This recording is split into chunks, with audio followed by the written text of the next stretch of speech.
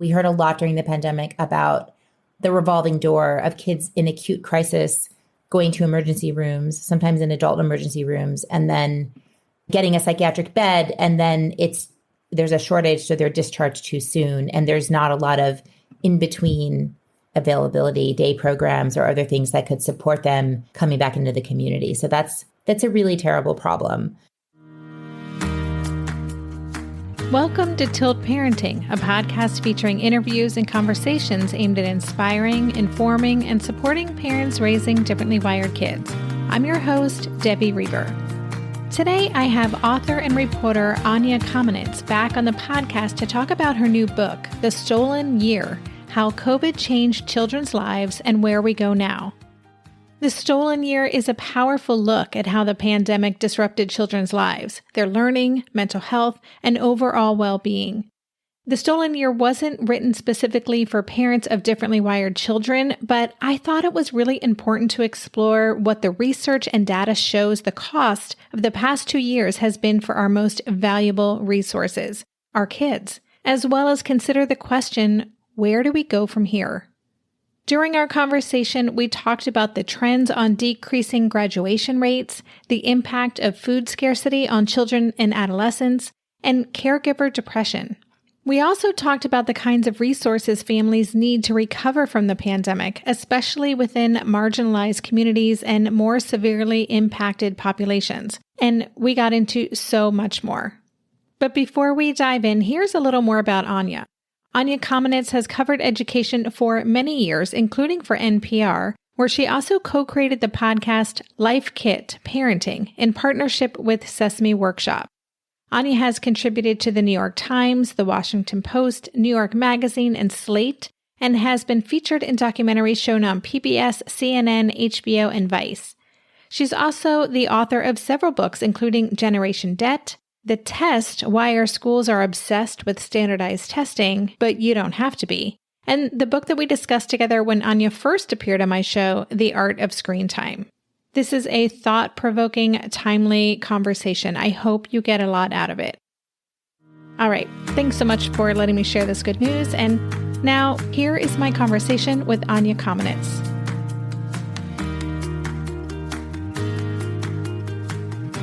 Hey, Anya, welcome back to the podcast. Thanks so much for having me back. We were just talking before I hit record, and I went back in my archives to see when we last had our conversation. So it was like, oh, it was just last year we were talking about your book, The Art of Screen Time, and it was over 4 years ago. So I don't really know how that happened, but here we are. It's been a busy time for a lot of people.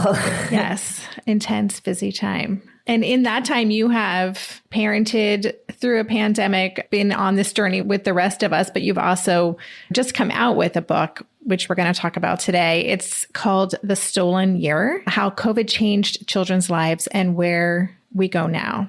Before we get into the book, I actually would love to know, when did you know you were going to write this book, and what was your purpose in diving into this?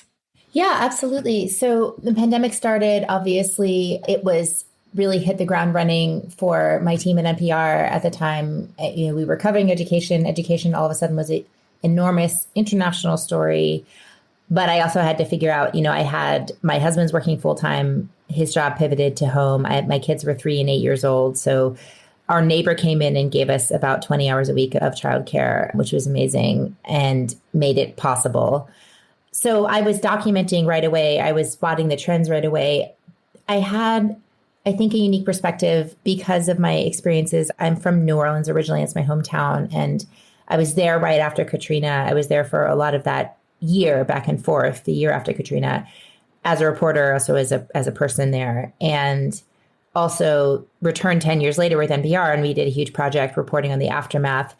And, with that storm, obviously there was the displacement of people, there was the upheaval, and schools closed. So the schools in that city closed their doors for a semester. Most kids were out of school for, usually for a few weeks. They enrolled elsewhere. Eventually they came back. But I knew that it had impacts that had lingered for years. So that's what I was keeping my eye on. And then after a few months had passed, it was my editor, actually from The Art of Screen Time, Ben Adams, who came to me and was like, look, you're there, you're on the front lines. This is a major, major thing that's happening. I think that you should be writing a book about it. I love that you had that lens of having had that experience in New Orleans with Katrina, because you brought that into this, and it kind of helps set up this idea that you said the story of what happened to children during the pandemic isn't over by a long shot. And so I'd love to know more about what you mean by that and talk about some of what you're seeing or what you researched and found are some of the longer lasting impacts on kids. Yeah. So, we have to start right away by saying that, this is such a hugely unequal and divided country, and the impact of the pandemic is also hugely unequal.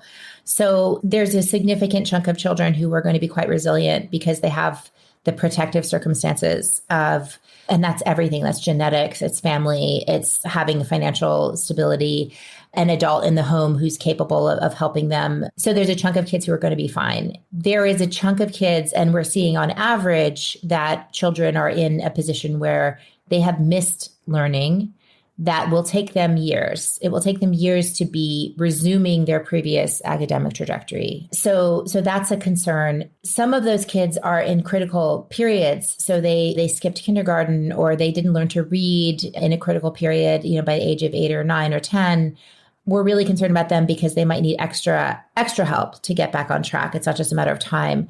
And then our kids with special needs, they actually regressed. So we see kids that in developmental disabilities follow developmental pathways. So kids who don't have appropriate interventions when it matters, they can lose ground. And I tell the story in the book of a girl who had severe multiple disabilities, and she regressed from walking to crawling at the age of 10 years old. So it's a very dramatic example.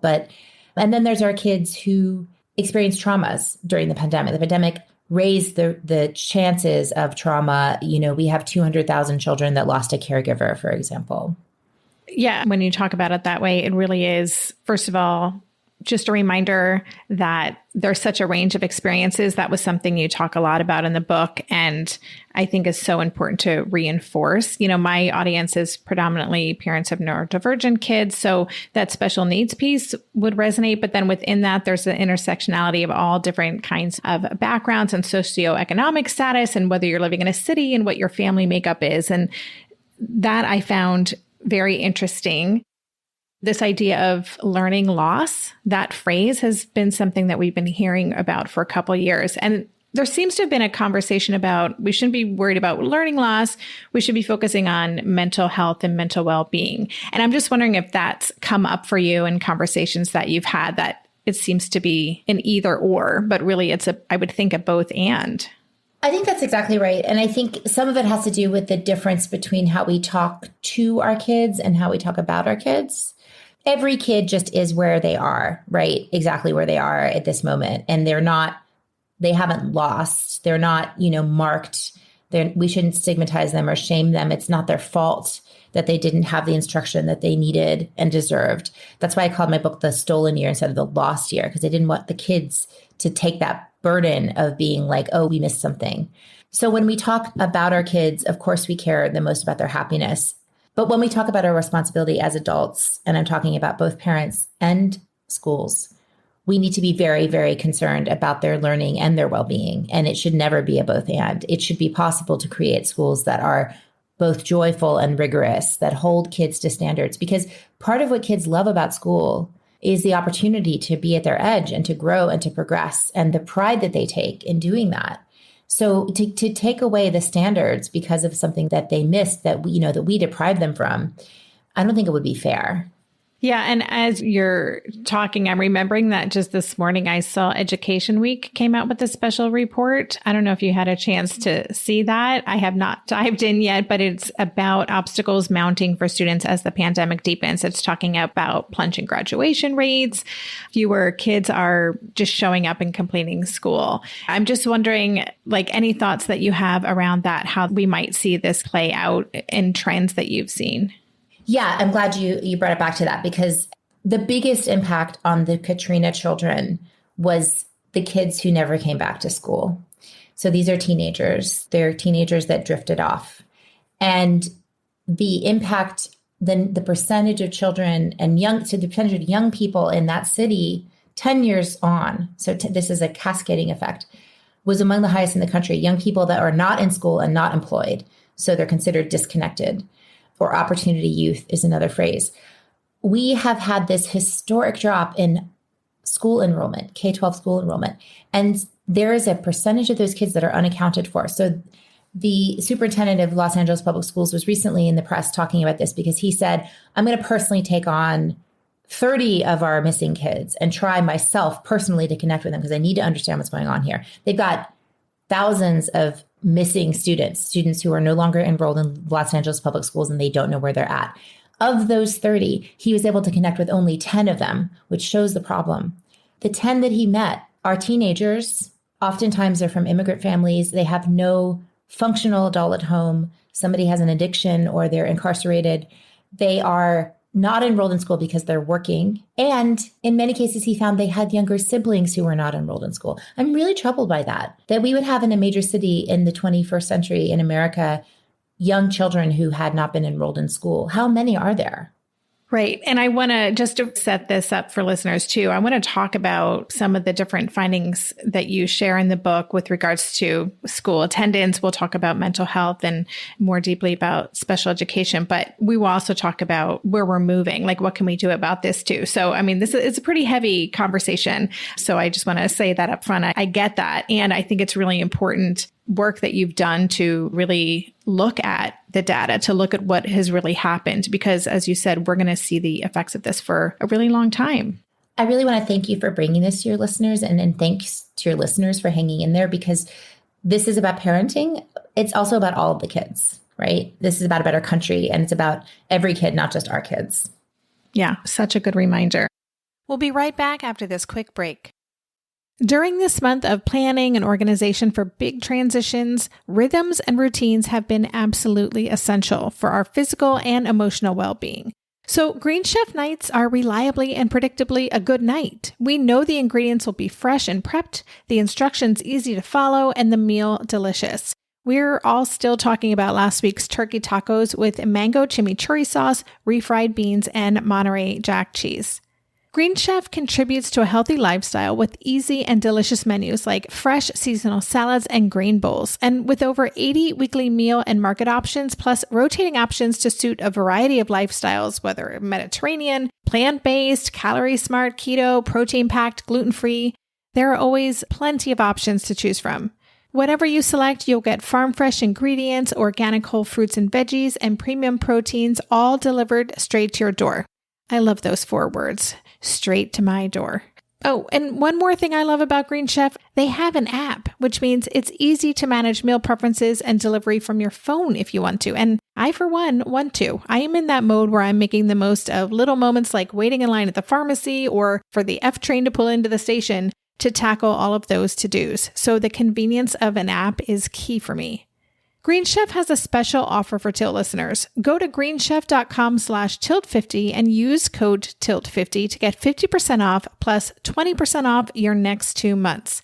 That's 50% off plus 20% off your next 2 months when you use the code TILT50 at greenchef.com/tilt50.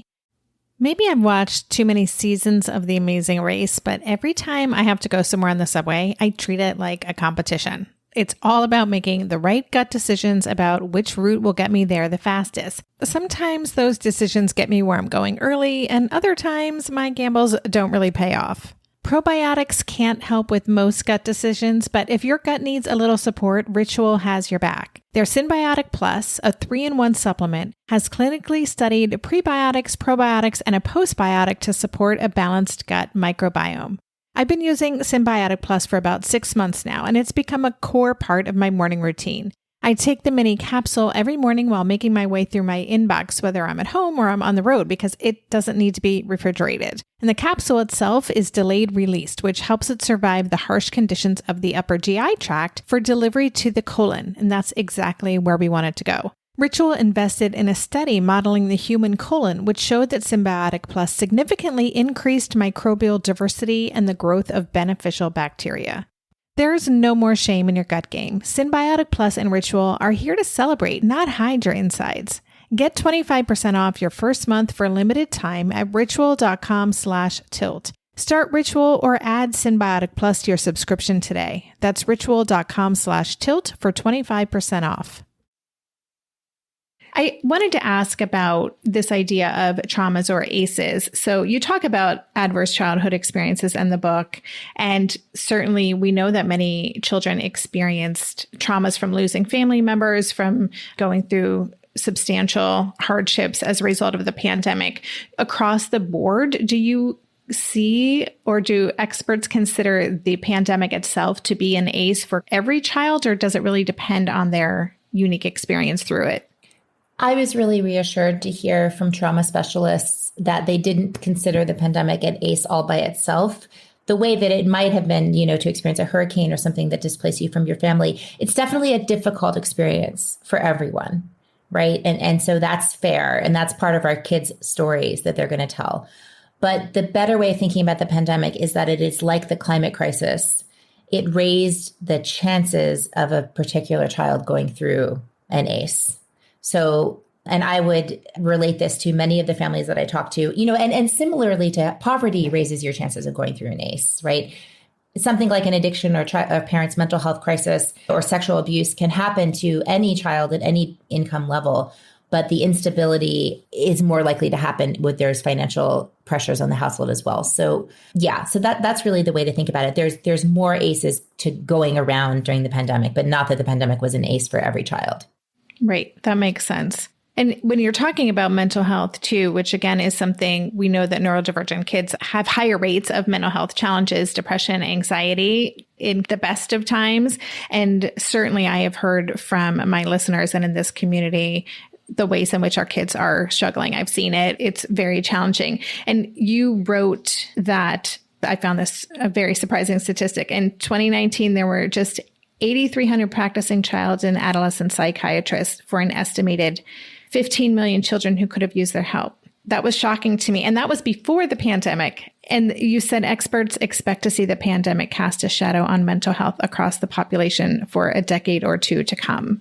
Any other insights into mental health of kids or what you learned that would be insightful for my listeners? Well, I'm struggling to think about a way to pose this in a positive fashion. The pipeline problem is egregious.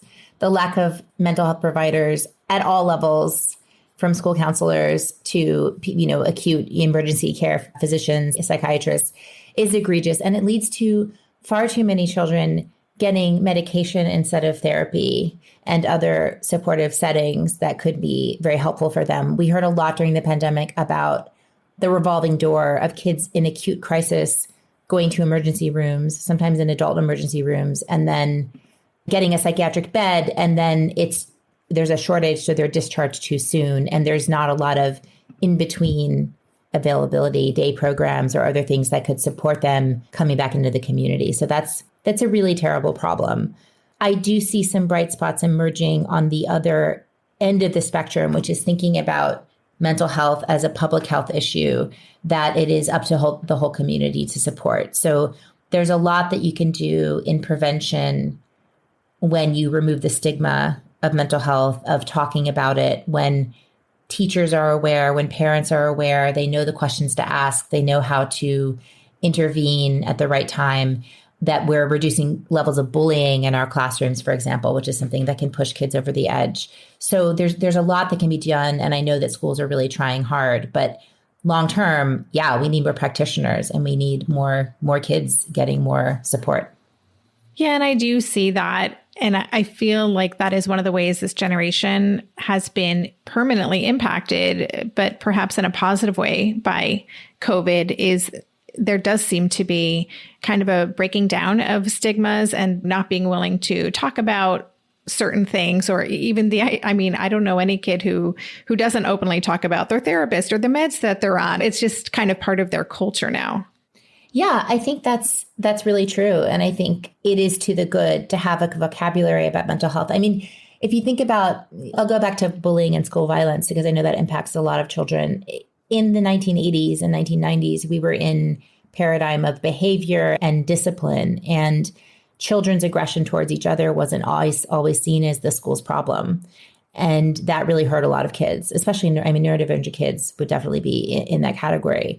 Now schools are taking that on and saying, we have zero tolerance policy, we are kind, and they're promoting kindness. And so beyond just talking about specific diagnoses, being aware of kids having different needs and that we need to treat each other well, I think is something that has been a really positive change. Yeah, absolutely. I want to go back and talk about hunger. You mentioned food scarcity before, and you have a whole chapter on hunger and the long-term impact of food insecurity on kids. So could you talk a little bit more about that, as well as what you found in terms of how many children and adolescents were impacted by that during COVID? So the school food program is massive, and there are about 30 million children who, through free and reduced lunch, depend on those meals. And despite heroic efforts, when schools shut down, those meals were not getting to students in the same way. And not just food insecurity, but actual hunger among young children spiked to levels that hunger researchers had not seen in the modern era in April and May of 2020. And they remained elevated through the end of the year, despite cash assistance that did go out to families. The impact of that, obviously, there's physical impact. I mean, children need to be fed on a daily basis. Clearly. There's also mental health impacts from the anxiety and the children absorbing the parents' anxiety. I talked to families who stood in food lines, who spent hours in food lines. I talked to a mother who wept as she described going to her former boss, asking for a burrito, and he turns her away because she asked for 3 burritos instead of 2. So the shame of that, the stigma of that, and the anxiety of it does impact children. We know that there's, specifically for teenagers, it's been shown mental health impacts, independent of just poverty alone, from food insecurity because of teenagers taking that on and feeling responsible and feeling like they have to somehow help their families address this. So it's major. It's major. And it was somewhat overlooked, I feel like, in the thick of things. Yeah. I mean, there were so many things that were overlooked, right? I mean, I think that is one of the biggest challenges is by the time we kind of realized all the things falling through the cracks, so much damage was already in progress of being done. That's exactly right. And that is a symptom of what I talk about in the book, which is that America didn't have the social welfare infrastructure in place to protect our children before the pandemic started. There were many countries where they already have an infrastructure for family paid leave, for child tax credit, so direct cash support to families. So it was really just a matter of turning the dials and ramping that up in order to protect the children. And for us, we're really depending on this jerry-built system where there were all these points of failure. I mean, and it's incredible. I mean, it's incredible what, for example, food service workers did. They were converted into frontline workers overnight, but it wasn't enough. And that's the heartbreaking part. You also talk about camp and the impact of kids not having that opportunity to go to camp over the summer. And I'm just wondering, what did you find about the effects on kids of not having those experiences? Well, there's a number of ways to talk about this. I mean, big picture, we know that there was a drop in physical activity among children. Children gained weight at high levels. There's some worrying signs about spiking levels of diabetes. So overall, the healthy living aspects of it is something we should be concerned about as far as it affects kids' health. Having the enrichment and the ability to escape your home for some people, be with other caring adults and form those relationships that can be really protective for children who unfortunately maybe don't have the supports at home is huge. And so, the loss of sports, recreational activities, enrichment activities, as well as summer camp, it all kind of goes to that. You talk about George Floyd and the Black Lives Matter movement as well, which was just such a part of 2020 and the experience for so many youth, getting actively involved, showing up at protests. I'm just wondering what you learned about how that summer and what we went through as a country. This is obviously a pretty US-centric conversation we're having, but what we went through, how you see that impacting young people moving forward. That's such a great question, Debbie. The Black Lives Matter movement of summer 2020 was a global movement and one of the largest global protest movements that the world has seen, and overwhelmingly peaceful, despite some of the, media depictions, and in many places led by teenagers. There are many, many teenagers that I spoke to who organized their local marches. I think it was incredibly cathartic. I think it was incredibly heartening for the people that were part of it. But I also think that in the retrospect, it's pretty disappointing because we saw that there wasn't necessarily a lasting impact on race relations in the United States. It certainly didn't spell an end to extrajudicial killings. It didn't stop the fact that the pandemic had a disproportionate impact on communities of color. It didn't stop the anti-Asian hatred and attacks that we've seen. So I think it's a tricky legacy. Social change doesn't happen overnight. And I hope that for the young people and their families who participated in those movements, that they felt that sense of efficacy and that sense of hope, and that it's not overly undermined by the fact that we haven't had incredibly large strides in racial equity since then. We'll be right back after this quick break. Hey there, it's Debbie. I love making this show and sharing conversations about how to support our awesome neurodivergent kids. I've seen how even one little insight from an interview can spark a big shift in daily life. But I know that raising complex kids can be messy and lonely. And just when we think we figured it out, something comes up that boots us right back to feeling overwhelmed and stuck. That's why I've poured everything into creating a way for parents like us navigating complex parenting journeys to join together and chart a path that feels positive, hopeful, and doable. It's the brand new Differently Wired Club experience. In the club, you'll get personal support from me and other seasoned parent coaches, 6 live calls every month where you can connect and get your personal questions answered, the opportunity to learn directly from authors and experts like I have on this show, monthly themes for getting specific and tactical, an exclusive private podcast feed, and the best, most generous community of parents. Seriously, these folks show up for themselves and each other, and that right there is really everything. Because it's a daily reminder that we're not alone. Our kids aren't broken, and we have totally got this. The recently rebooted Differently Wired Club is on a brand new platform with its very own iOS and Android app. It is such a great space. However you learn, whatever your style, no matter the ages, genders, and neurodivergent profile of your children, the Differently Wired Club can help you cultivate the positive shifts you're hoping for. Join us today by going to tiltparenting.com/club. That's tiltparenting.com/club. I hope to see you on the inside. Hey, are you a parent of a teenager? Are you feeling overwhelmed about how to be what they need while also holding limits and boundaries that keep them safe? Are you tired of conversations that negate how messy this season of parenting is? Well, I've got you. My name is Casey O'Rourke. I am a positive discipline trainer, parent coach, and the host of the Joyful Courage podcast. Every week, I come to you with an interview digging into tough topics with experts I trust and solo shows that go deep into the personal growth and mindset needed to raise teens in a way that grows them into confident, capable young people. I am not afraid of getting real about the intersection of conscious parenting and the teen years, while also bringing in vulnerability, humor, and lightness. I'm walking the path with you and honored to serve. Listen to Joyful Courage on Apple Podcasts, Spotify, or wherever you consume podcasts. Let's talk about the caregivers. You talk about a study about caregiver depression and how that was the most significant predictor of self-reported lower quality in parenting. And again, this is something we talked a lot about on the podcast, and we've all read the articles about our surge capacity is depleted and we're all just struggling. And I actually think so many of us still are. I don't really feel like we've recovered, at least the parents and caregivers that I'm in community with. So could you talk a little bit more about that piece and what you found? Children and their families are interconnected. We're all part of one system.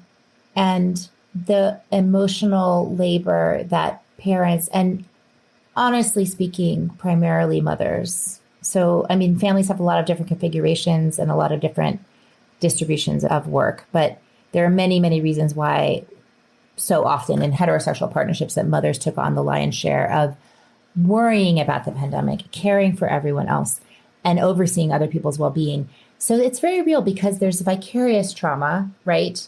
There's moral injury, feeling like you can't, you did everything you could and it still wasn't enough. Your child still suffered. There's burnout. And the recovery process begins after it's over, but we never had a clear indicator that it was over. So a lot of us have just been, running on fumes for a really long time.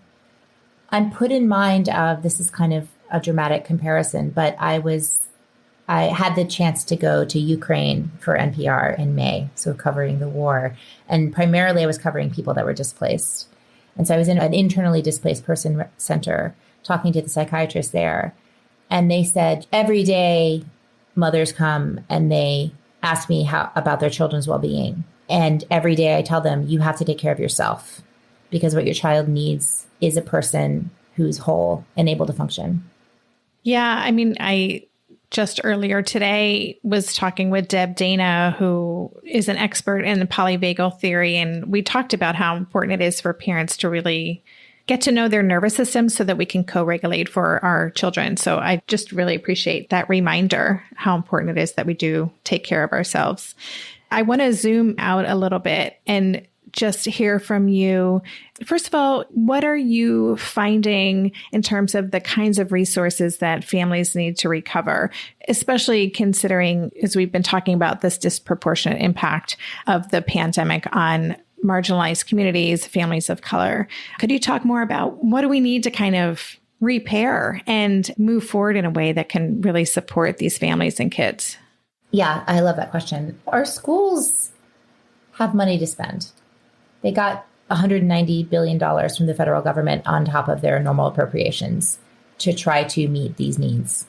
And they've been trying to staff up. They've been trying to offer extra learning time.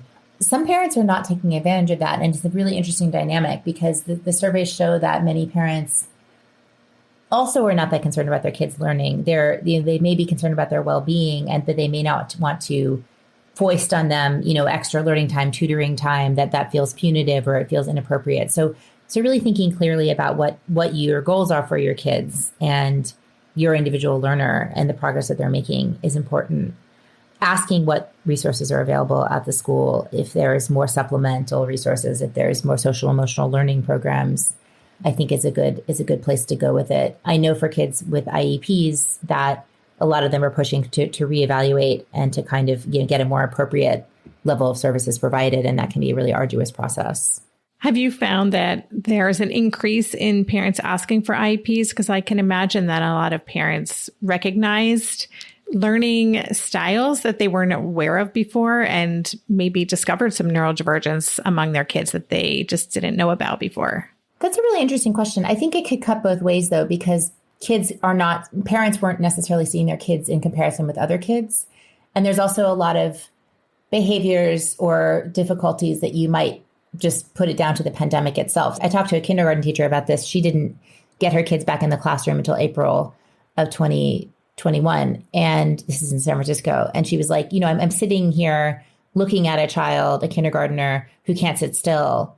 If it was September, I feel like I could work with them and I would know where they were at. If it's May, I don't know. I don't know if they need a referral or not, because they just missed all that time. So it may mask some diagnoses. It may delay some diagnoses because parents don't know really. And maybe the teachers don't know either. Yeah, that makes sense. I was speaking with someone who is an 8th grade teacher, and I was asking her, oh gosh, how's that going this year? Because, 8th grade can be a pretty intense year. Socially, middle schools can be rough. And she said, you know what? It's actually great because my kids are essentially like 5th or 6th graders. Wow. Yeah. And I thought that was fascinating insight. But also makes me wonder, how does that play out? Like, what does that look like when it comes to launching to, what this looks like for young adults? Do you have thoughts about that? I've been hearing this exact same thing. And it's been put out about kids at all ages. So I think it's a giant social experiment. And it's hard to know how it's going to play out. We haven't seen this exact thing happening before. I guess the best case scenario with a lot of thoughtfulness, and I thought about this in terms of neurodivergent kids, because I know people who work with those kids who are they're so thoughtful and intentional about helping them scaffold their social development, right? In a way that we don't often think about for typical kids, making them social stories and putting them in different environments where they can, be at their edge, but feel comfortable at the same time, talking to, the friend's parents and talking about what's expected and having, the same strategies for behavior, both home and at school. So these are strategies that might be adopted for more typical kids, where simply what you're trying to do is help them progress socially, right? And maybe it could be good, because you think about middle school. My daughter is starting middle school this year, and it's oftentimes Lord of the Flies, right?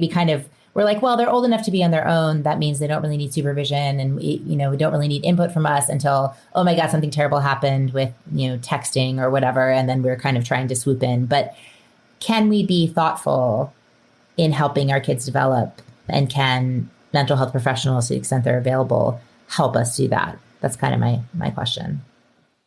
Yeah, I mean, one of the things that I talk a lot about is this idea that every child is on their own unique developmental timeline, right? That's a big tenet of tilt parenting, and just helping parents recognize that their child has their own path, and it's going to be asynchronous. It's going to look very different.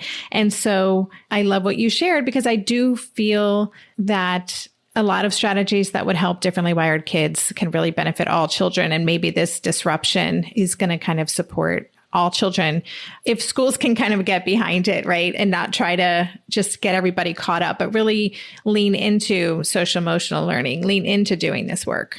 I think that's exactly right. And over the summer, my daughter had an opportunity to spend time with a friend of ours who's autistic. And, his mom was there, and she's incredibly thoughtful about, helping lubricate things socially for him without being overbearing and without stigmatizing. And all the kids that were there responded really well to that kind of positive intervention. And yeah, I think it could be a really good thing. That's great. As kind of a last wrapping it up question, again, I just want to reiterate for listeners, this book is called The Stolen Year, and it is very thoughtfully and deeply reported. It was very insightful and really painted a rich picture for the impact on all these different areas of the COVID pandemic on our kids, and what was actually happening in other communities that you as a reader may not be aware of. So definitely check out Anya's book. But I want to know, if we were to zoom out and think about kind of lessons learned, right? If this is you always leave a meeting with your next steps. What are the key takeaways that you hope we as listeners who maybe want to be more activists in our lives, or, how can we kind of move forward with our new learning? Yeah, I love that question. I think, and thank you for your kind words. I really appreciate it. I think that this is not just something that can be solved on the family level or even on the school level. I think a lot of the changes that need to be made are national policy changes that would improve the working conditions for caregivers, for teachers. We need a child tax credit that reduces child poverty so that there aren't so many kids coming into school with poverty and the traumas of poverty. It's a multi-system issue, and it's a political issue. And I think, I would encourage moms, parents who listen to this to see their struggles in the context of those broader struggles as much as they can. And as well as, maintaining that optimism for your own kids. Take the time for yourself and understand that your kids do have an opportunity to come back from this, and it will be part of their stories. It will be part of all of our stories, but that doesn't have to be something that we're, entirely regretful of. We can say that we got through something really tough and we did it together. What a great note to end this on. Anya, thank you so much. And now I just have to ask, are you working on a new book? It's something you can share, and it's fine if you aren't or you don't, but I have to ask. Yeah, my focus right now is on the climate crisis, and there's a lot of common threads. So I'm thinking a lot about sort of generational justice and how we help our kids grow and thrive on this changing planet. So I'm working on an initiative with the Aspen Institute to help get more climate messaging into kids media. And I'm working on my own kids media projects. And eventually, yes, there's going to be a book that will hopefully combine some of these policy interests and concerns, and sort of talk about how we talk about the future with our kids and how we shape the future with our kids. Well, good luck with that. I really just appreciate the way that you show up and the way that you do all the hard works and then interpret it for us, interpret this really important information in a way that is very accessible and important that we know about. So thank you so much. Thank you for everything you shared today. Thank you so much. It was great talking with you. You've been listening to the Tilt Parenting Podcast. To go deeper into this episode, visit the extensive show notes page. For every episode, there's a dedicated page on my website with links to all the resources mentioned, a full transcript, and a podcast player with key takeaways marked so you can easily go back and re-listen to the sections you're most interested in. Just go to tiltparenting.com/podcast and select this episode. The Tilt Parenting Podcast is hosted by me, Debbie Reber, author of the book Differently Wired and the founder of Tilt Parenting. This episode was edited by Andrea Curtis Amasquita, and show notes were put together by myself, Andrea, and Lindsay McFadden. If you get a lot out of this podcast and want to help cover the cost of its production, please consider joining my Patreon campaign. On Patreon, you can sign up to make a small monthly contribution, as little as $2 a month, and it's super easy to sign up. Just go to patreon.com/tiltparenting to learn more, or click on the Patreon link on any show notes page. To follow Tilt Parenting on social media, go to @tiltparenting on Instagram and Twitter and on Facebook. Lastly, please help this podcast stay visible and easily found by the listeners who need it by subscribing and leaving a rating or a review on Apple Podcasts or wherever you listen to podcasts. Thank you so much. And that's all for this week. Stay safe, stay well, and take good care. And for more information about this podcast or any of the resources that Tilt offers, visit tiltparenting.com.